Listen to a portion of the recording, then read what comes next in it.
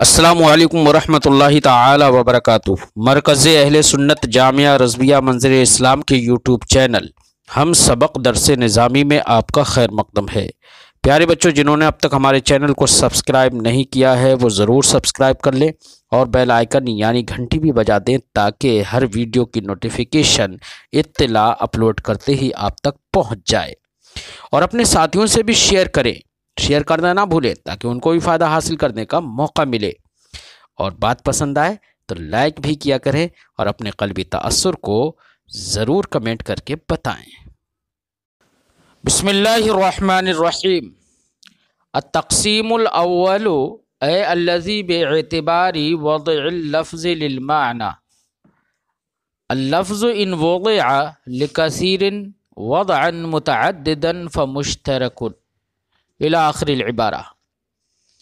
آج کے سبق میں صاحب کتاب بے اعتبار وضع لفظ کی جو اقسام نکلتی ہیں وہ اقسام بیان فرماتے ہیں، کیا کیا قسمیں نکلتی ہیں لفظ کی بے اعتبار وضع، اور اس تقسیم سے اور اس وجہ حصر سے جو مصنف علیہ رحمت و رضوان نے بیان کی ہے اس سے شبہات بھی ختم ہو جائیں گے کہ لوگوں کا شبہ رہتا ہے کہ لفظ مئتن ہے یہ خاص ہے یا عام ہے، یا لفظ رجال ہے یہ خاص میں جائے گا یا عام میں جائے گا، تو یہ سارے اس طرح کے شبہات بھی ختم ہو جائیں گے۔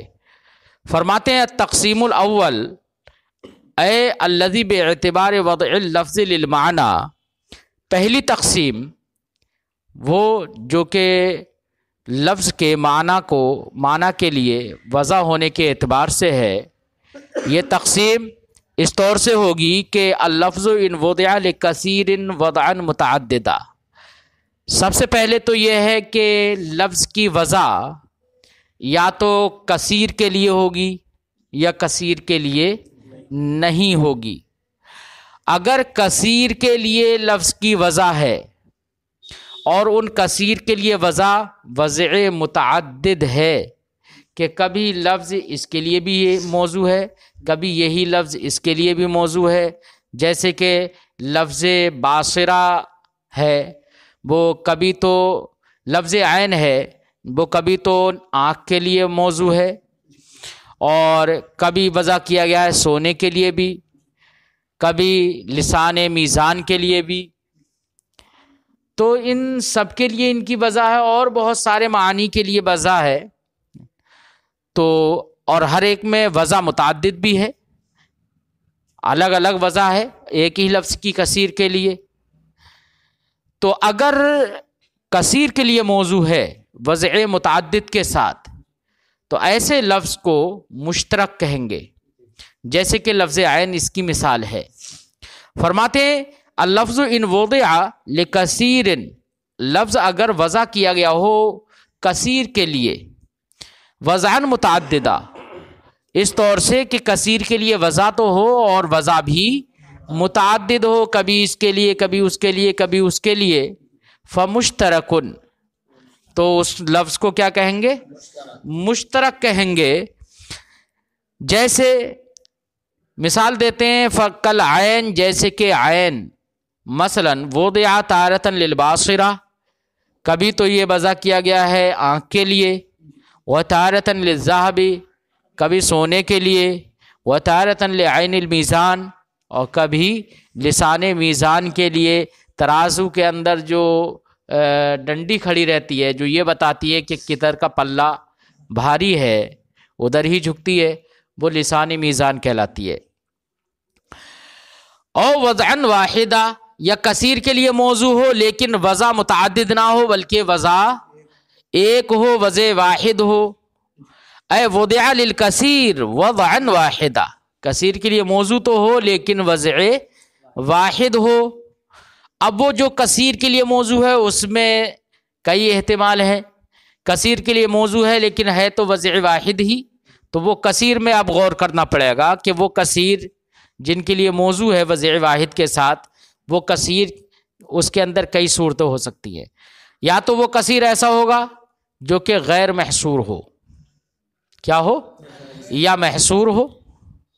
اگر محصور ہے تو وہ اس میں عدد ہے. وہ کیا ہے؟ اعداد ہیں. اعداد دیکھو، جب یہ غیر محصور کی قید لگا رہے ہیں اور یہ غیر محصور کی قید میں کئی غیر محصور کی جب عام جب وضع کثیر کے لیے موضوع ہو، جو کثیر کے لیے موضوع ہو، وضع کثیر ہو، وہاں کثیر کے لیے موضوع ہو، تو ایسی صورت میں ایک تو قید لگائیں گے کہ غیر محصور ہو، اور دوسری قید لگائیں گے کہ جن غیر محصور کے لیے وہ موضوع ہے تو وہ لفظ ان تمام کو مستغرق بھی ہو، استغراق کرنے والا ہو ان کا، کہ ہر فرد ان کا مراد ہو جائے، کوئی فرد اس سے چھوٹے نہیں. تو اگر یہ دونوں چیزیں پائی جائیں کہ کثیر غیر محصور بھی ہے اور استغراق بھی ہے وہاں پر، تب تو ایسی صورت میں یہ عام ہوگا. اور اگر کثیر غیر محصور تو ہے لیکن استغراق نہیں ہے، کیا نہیں ہے؟ استغراق نہیں ہے، تو وہ جمع منکر کہلائے گا. کیا کہلائے گا؟ جمع منکر کہلائے گا. یا کثیر کے لیے موضوع ہے لیکن غیر محصور ہی نہیں ہے بلکہ وہ محصور ہے، تو اس کو عدد کہیں گے، جیسے کہ اسماء عدد وغیرہ. مثلا لفظ مئتن ہے، وہ موضوع تو ہے کثیر کے لیے. کثیر سے مراد یہاں پر ما فوق الواحد ہے، جو ایک سے زیادہ پر بولا جائے. جیسے کہ اثنین ہے، کثیر کے لیے موضوع ہو گیا، یعنی دو کے لیے تو موضوع ہے. ایسی جمع ہے، دو کے لیے، دو سے زیادہ کے لیے موضوع ہے. لیکن اگر محصور ہیں اس کے افراد، جیسے لفظ ثلاثتن سے لے کر مئتن تک، یا جتنے بھی اسماء اعداد ہیں، تو لفظ مئتن ہے، یہ کثیر کے لیے موضوع تو ہے لیکن جو کثیر ہیں وہ محدود ہیں، محصور ہیں. بہین طور کے لفظ مئتن کا اطلاق 99 سے نہ ہی 100 سے کم پر ہوگا، 99 پر بھی نہیں ہوگا، اور نہ ہی 100 سے زیادہ پر اس کا اطلاق ہوگا. تو اس کے افراد گھرے ہوئے ہیں. کیا ہے؟ گھرے ہوئے ہیں. تو اس کا مطلب یہ ہے کہ اگر افراد محصور غیر محصور ہے تب تو عام ہوگا، اور افراد اگر محصور ہو گئے تو پھر وہ عام نہیں رہے گا بلکہ وہ خاص میں جائے گا. اور اگر غیر محصور تو افراد ہیں لیکن استغراق نہیں ہے، یعنی لفظ ان سارے افراد کو جن کی وہ صلاحیت رکھتا ہے سب کو گھیرے نہیں، تو اس کو پھر عام نہیں کہیں گے بلکہ جمع منکر کہیں گے. متاخرین محققین علماء کا یہی قول ہے کہ خاص اور عام کے درمیان جمع منکر واسطہ ہے. تو ہم نے بتایا دیکھو خاص تو ہو نہیں رہا ہے وہ، کیوں؟ اس لیے کہ کثیر کے لیے موضوع ہو گیا وہ، اور کثیر بھی غیر محصور ہے، تو اس لیے خاص تو ہوگا نہیں وہ. لیکن عام اور عام بھی نہیں ہوگا، کیوں؟ اس لیے کہ عام کی تعریف میں ایک قید اور ہے کہ استغراق ہونا چاہیے. لیکن اسماء اعداد جو ہیں وہ تو مستغرق، مطلب کثیر کے لیے موضوع تو ہیں لیکن وہ کثیر محصور ہیں، اس لیے وہ عام سے خارج ہو جائے گا. غیر محصور کی قید یہ اعداد وغیرہ کو خارج کر دے گی، تو وہ عام سے خارج ہو گئے، اس لیے وہ خاص ہیں. اسی لیے آپ نے پڑھا ہوگا جگہ جگہ تفریعات کے اندر کہ ثلاثۃ قروء میں لفظ ثلاثہ خاص ہے. پڑھا ہے نا کہ لفظ ثلاثہ خاص ہے. جب خاص ہے تو اس میں تخصیص نہیں کی جا سکتی ہے. کیوں خاص ہے؟ لفظ ثلاثہ ہی نہیں ہے، جتنے بھی اعداد ہیں وہ سب کے سب خاص ہیں، وہ عام سے خارج ہے. کیوں؟ اس لیے کہ محصور ہیں. اور جمع منکر بھی عام سے خارج ہو گیا. کیوں؟ اس لیے کہ جمع منکر کثیر کے لیے موضوع ہوتا ہے، غیر محصور کے لیے بھی ہے.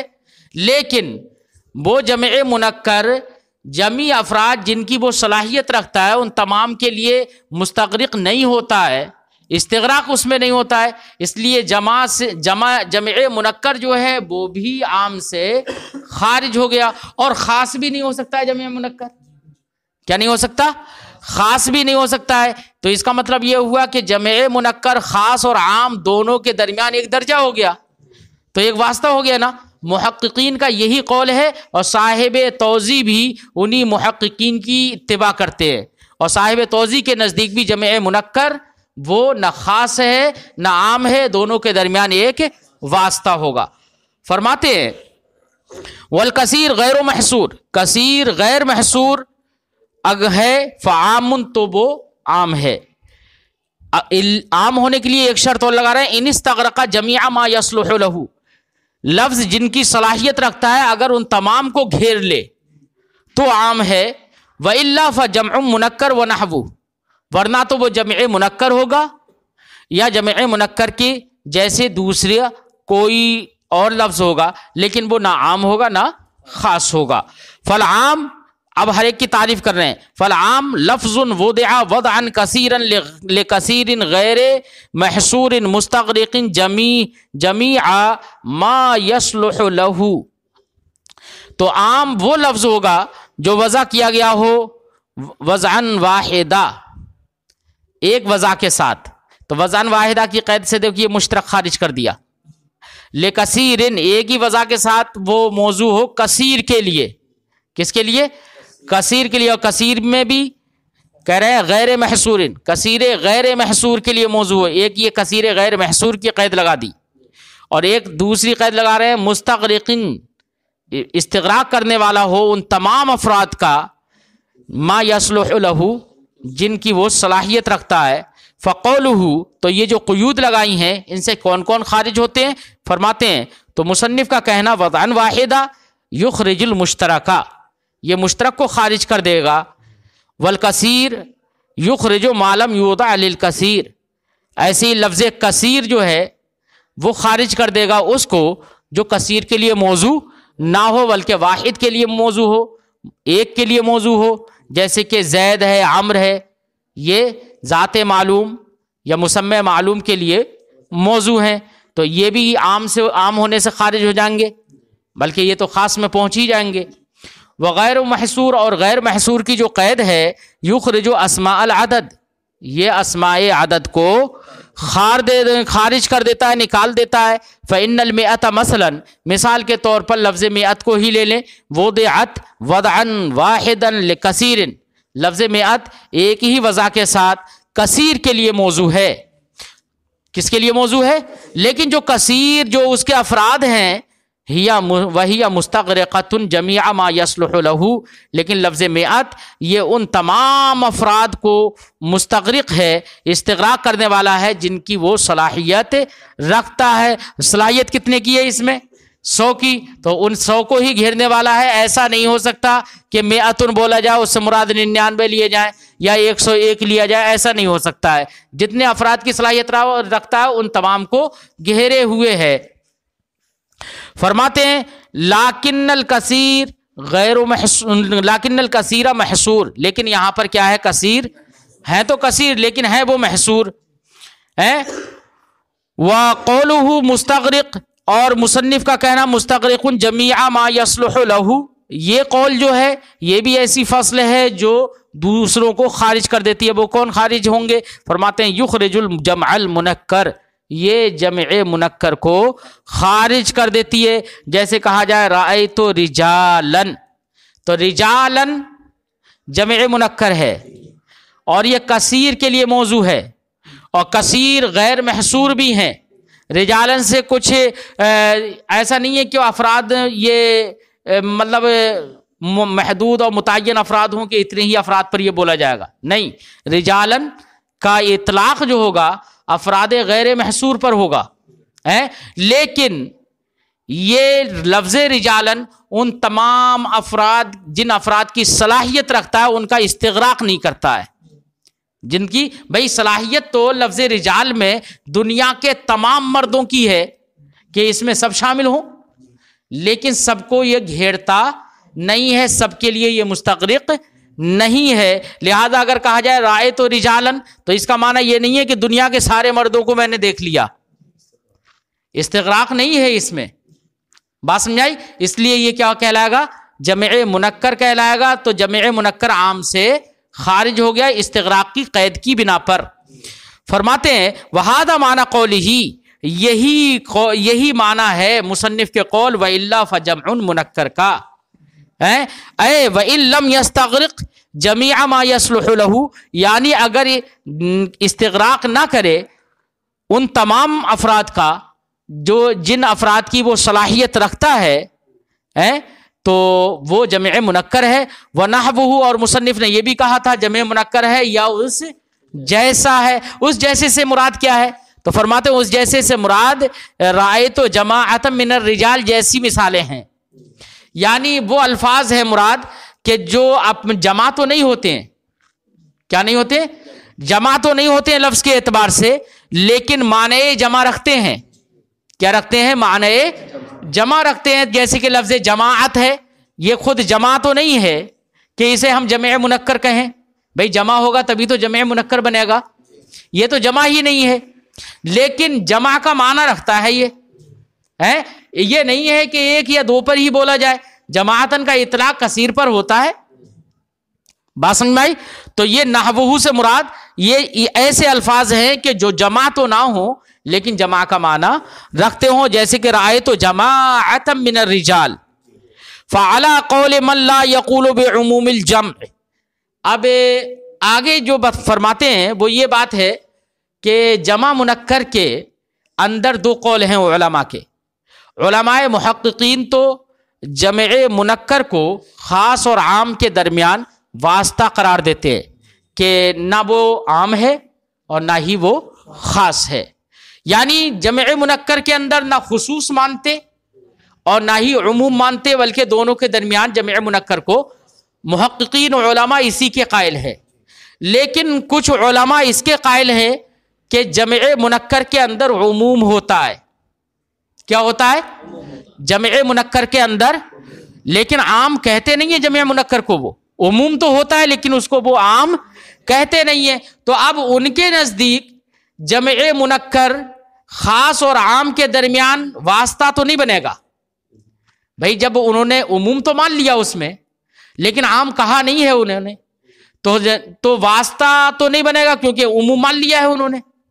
تو پھر ان کے درمیان ان لوگوں کے نزدیک جمع منکر عام سے ممتاز کیسے ہوگا پھر، جب عموم اس کے اندر بھی ہے اور عام کے اندر بھی عموم ہوتا ہے تو امتیاز تو چاہیے نا۔ تو ایسی چیز دیکھنا چاہیے جس کی بنا پر جمع منکر عام سے ممتاز ہو جاتا ہے، الگ ہو جاتا ہے، تاکہ اس وجہ کی بنا پر یہ کہا جا سکے کہ یہی وجہ جمع منکر اور وہ عام اور خاص کے درمیان یہی وجہ کیا ہے؟ واسطہ ہے۔ براہ راست جمع منکر کو واسطہ نہیں مانتے وہ، کیونکہ جمع منکر کے اندر عموم مانتے ہیں۔ تو کوئی وجہ ایسی دکھانا چاہیے کہ جس کی بنا پر وہ نہ عام ہو، عام سے بھی الگ ہو جائے، اور وہ خاص اور عام کے درمیان اس وجہ کی بنا پر واسطہ بن جائے۔ تو انہوں نے واسطہ کیا بتایا ہے؟ جو لوگ عموم کے قائل ہیں جمع منکر کے اندر، انہوں نے یہ کہا کہ واسطہ یہاں پر قرینہ ہوگا۔ کیا ہوگا؟ قرینہ ہوگا۔ قرینہ اس طور سے ہوگا کہ اگر قرینہ سے یہ معلوم ہو جائے کہ سارے افراد کے لیے مستغرق نہیں ہے تو وہ جمع منکر ہے۔ کوئی عموم تو ہوگا اس کے اندر، تو جس لفظ کے اندر عموم ہے لیکن قرینہ یہ بتا رہا ہے کہ یہاں پر سارے افراد مراد نہیں ہے، تو اس قرینے کی بنا پر وہ جمع منکر ہوگا، اور جمع منکر عام سے ممتاز اور الگ ہو جائے گا۔ مثال کے طور پر ہم نے کہا رأیت رجالن، کیا؟ رأیت رجالن، تو رجال میں جن لوگوں نے یہ کہا کہ جمع منکر کے اندر عموم نہیں ہوتا ہے، تو ان کے نزدیک تو سیدھے سیدھے یہ ہے کہ رجالن جمع منکر ہے، یہ نہ خاص ہے نہ عام ہے، دونوں کے درمیان واسطہ ہو گیا۔ لیکن جن لوگوں نے یہ کہا جمع منکر کے اندر عموم ہوتا ہے، تو ان کے نزدیک یہ ہوگا کہ یہاں پر یہ جمع، اب ان کے نزدیک یہ ہے کہ جب عموم ہے تو اس کو ہم عام کہیں یا جمع منکر کہیں، تو انہوں نے کہا کہ پہچان اس کی یہ ہوگی کہ آپ اس لفظ کے اندر غور کریے کہ وہ تمام افراد کے لیے اگر اس میں استغراق ہے تب تو آپ کہیں گے کہ یہ عام ہے، اور اگر کوئی قرینہ ہے ایسا جو یہ بتاتا ہے کہ سارے افراد کے لیے مستغرق نہیں ہے، تو اب ہم اس کو جمع منکر کہیں گے، تو وہ قرینہ جمع منکر کو عام سے الگ کرنے کا واسطہ بن جائے گا، اس قرینے کی بنا پر واسطہ بنے گا جمع منکر، براہ راست خود سے واسطہ نہیں بنے گا۔ لہذا ہم نے کہا رأیت رجالن، میں نے رجال کو دیکھا، تو جو لوگ عموم کے قائل ہیں ان کے نزدیک رجالن میں بھی عموم ہے، لیکن یہاں پر قرینہ رأیت جو ہے وہ یہ قرینہ ہے اس بات پر کہ یہاں پر دنیا کے سارے مرد مراد نہیں ہے۔ کیوں؟ اس لیے کہ ایک آدمی کا دنیا کے سارے مردوں کو دیکھ لے یہ ممکن نہیں ہے، یہ ممکن نہیں ہے۔ ممکن نہ ہونا یہی قرینہ ہے اس بات پر کہ رجالن یہ سارے افراد کے لیے مستغرق نہیں ہے۔ جب سارے افراد کے لیے مستغرق نہیں ہے، لہذا وہ کہیں گے کہ اس قرینے کی بنا پر ہم کہیں گے کہ رجالن یہ عام نہیں ہے۔ بات سمجھ میں آ گئی؟ فرماتے ہیں وَعَلَىٰ قَوْلِ مَنْ يَقُولُ بِعُمُومِ، اور ان لوگوں کے قول پر، وَعَلَىٰ قَوْلِ مَنْ لَا يَقُولُ بِعُمُومِ الْجَمْعِ، ان لوگوں کے قول پر جو جمع منکر کے عموم کے قائل نہیں ہیں، ان کے قول پر یکون الجمع المنکر واسطۃ بین الخاص والعام، جمع منکر خاص اور عام کے درمیان واسطہ ہوگا۔ وعلی قول من یقول بعمومی، اور ان لوگوں کے قول پر جو جمع منکر کے عموم کے قائل ہیں، یراد بالجمع المنکر ہونا الجمع المنکر الذی تدل القرینۃ علی انہ غیر عام، تو ان کے نزدیک جمع منکر سے مراد یہاں پر وہ جمع منکر ہوگا کہ جس پر قرینہ دلالت کرتا ہو اس بات پر کہ وہ عام نہیں ہے۔ فإن هذا يكون واسطة بین العام والخاص، تو یہی قرینے کا دلالت کرنا، یہی واسطہ ہو جائے گا خاص اور عام کے درمیان جمع منکر کا۔ بات سمجھ آئی کہ یہ جمع منکر ہے، خاص اور عام کے درمیان یہ واسطہ، یہ قرینہ کے واسطے سے وہ جمع دونوں کے درمیان واسطہ بنے گا۔ جیسے رأیت الیوم رجالن، رأیت الیوم میں نے آج مردوں کو دیکھا، تو ظاہر بات ہے ایک دن میں پورے دنیا کے مردوں کو نہیں دیکھ سکتا، یہ ممکن نہیں ہے۔ فإن من المعلوم، کیونکہ یہ بات معلوم ہے، ان جمیع الرجال غیر مرئی، کہ سارے مردوں کو، سارے مرد دنیا کے نہیں دیکھے جا سکتے ایک دن میں بھی، خاص کر ایک دن میں بھی، اور اگر الیوم کی قید نہیں بھی لگائیں تب بھی ایک آدمی سارے دنیا کے مردوں کو نہیں دیکھ سکتا ہے۔ وَإِنْ كَانَ الْكَثِيرُ مَحْصُورًا، تو یہ عام ہو گیا، جمع منکر ہو گیا، دونوں کی وضاحت ہو گئی۔ اب بچہ خاص، تو اب ان قیود کی بنا پر یہ تو کہا تھا کثیر کے لیے موضوع ہو، اب اگر کثیر کے لیے موضوع ہی نہیں ہے تب بھی خاص ہے وہ ہے، یا کثیر کے لیے موضوع تو ہے لیکن عام کی قیود اس میں نہیں پائی جاتی ہیں، تب بھی خاص میں جائے گا۔ مثلا کثیر کے لیے موضوع ہے لیکن محصور ہیں وہ کثیر ہے، تب بھی کس میں جائے گا؟ وہ خاص میں۔ لہذا اسماء عدد بھی کس میں جائیں گے؟ خاص میں۔ فرماتے ہوا ان کان الکثیر، اگر کثیر محصور ہو، جیسے کہ عدد ہے، کیا ہے؟ محصور ہے نا، تثنیہ ہے، ارے تثنیہ ہے وہ بھی کثیر کے لیے موضوع ہے۔ ہم نے کہا کثیر سے مراد یہاں پر ما فوق الواحد ہے، کیا ہے؟ تو تثنیہ بھی کثیر کے لیے موضوع ہوتا ہے، تو وہ بھی کثیر کے لیے موضوع ہے لیکن ہے محصور۔ تثنیہ کا اطلاق ہوگا دو ہی پر، یہ نہیں ہے کہ چار پر ہو جائے۔ فرماتے ہیں او وضع للواحد، یا ایک ہی کے لیے موضوع ہو، تو ان تینوں صورتوں میں فخاصن، کیا ہے وہ؟ خاص۔ سواؤن کان الواحد بے اعتبار شخص، اب یہاں پر وحدت کی جہت الگ الگ ہو سکتی ہے۔ واحد اگر ہوگا، ایک کے لیے موضوع ہو، تو وہ ایک وحدت جو ہے وہاں پر، یا تو وہ واحد، وہ اس کے اندر وحدت شخصیہ ہوگی، یا تو بے اعتبار شخص سے وہ واحد ہوگا کہ ذات معلوم یا مسمى معلوم ہی کے لیے موضوع ہے، جیسے کہ زید اور عمرو وغیرہ، تو یہ بھی واحد، یہ بھی کیا ہے؟ خاص ہے۔ یا بے اعتبار نو، یا بے اعتبار نو وحدت ہوگی، یا وہ واحد ہوگا بے اعتبار نو، کہ نو ہیں تو افراد بہت سارے لیکن ان سارے افراد کی نوع ایک ہے، کیا ہے؟ نوع ایک ہے۔ اصولیین کے نزدیک جو نوع ہے اس کے لیے یہ ضروری نہیں ہے کہ وہ نوع منطقی ہی ہو۔ اصولیین کی نوع کبھی نوع منطقی ہوتی ہے تو کبھی نوع منطقی نہیں ہوتی ہے، جیسے کہ رجل، یہ منطقیوں کی نوع ہے ہی نہیں، یہ نوع منطقی نہیں ہے، لیکن اصولیین کے نزدیک یہ نوع ہے۔ یہ کیوں؟ اس لیے کہ رجل امرأتن کے مقابلے میں اور امرأتن رجل کے مقابلے میں دونوں ایک دوسرے کے مقابل ہیں اور دونوں کی مصلحتیں الگ الگ ہیں، تو ہر ایک مصلحت جو ہے وہ ایک نوع ہے، اس لیے رجل اصولیین کے نزدیک واحد بن نوع ہوگا۔ اور دوسری مثال دی ہے جیسے کہ فرس، یہ مثال دے دی فرس کی تاکہ یہ معلوم ہو جائے کہ اصولیین کی نوع کبھی کبھی نوع منطقی بھی ہوتی ہے، جیسے کہ منطقیین کے نزدیک بھی یہ فرس کیا ہے؟ نوع ہے۔ اور بے اعتبار الجنس یا وحدت، یا وہ واحد جو ہوگا جنس کے اعتبار سے ہوگا، کل کا انسان، جیسے کہ انسان، اس سے بھی سمجھ میں آ گیا کہ انسان جو ہے وہ جنس منطقی نہیں ہے لیکن جنس اصولیین ہے، سمجھے نہیں؟ کیونکہ مختلف مصلحتوں کے افراد کے لیے یہ جنس ہے انسان۔ ارے بھائی رجال کی مردوں کی مصلحتیں الگ ہیں اور عورتوں کی اور مصلحتیں الگ ہیں۔ وہ صاحب فراش ہیں، وہ مرد نبی بنتا ہے، وہ نبی نہیں بن سکتی ہے۔ مرد بہت سارے ایسے کام انجام دیتا ہے تبلیغ کے، عورت نہیں دے سکتی ہے، تو دونوں کی مصلحتیں الگ الگ ہیں۔ تو مختلف مصلحتوں کے افراد کو جامع ہے لفظ انسان، اس لیے یہ اصولیین کے نزدیک جنس ہے۔ ثم المشترک ان ترجح بعض معانیہ بالرائے، پھر وہی بات بتا رہے ہیں جو ہم نے کل بتائی تھی کہ مصنف نے مشترک، خاص، عام، مشترک 3 قسمیں تو بیان کی لیکن مؤول کو بیان، جبکہ دیگر اصولیین نے مؤول کو بیان کیا ہے۔ تو صاحب شرح نے یا صاحب کتاب نے کیوں مؤول کو چھوڑ دیا اس کی وجہ بتا رہے ہیں۔ پھر مشترک اگر اس کے معنی میں سے کوئی ایک معنی راجح ہو جائے بالرائے، مجتہد کی رائے کی بنا پر، یسمى مؤولا، تو اسی کا نام مؤول رکھتے ہیں۔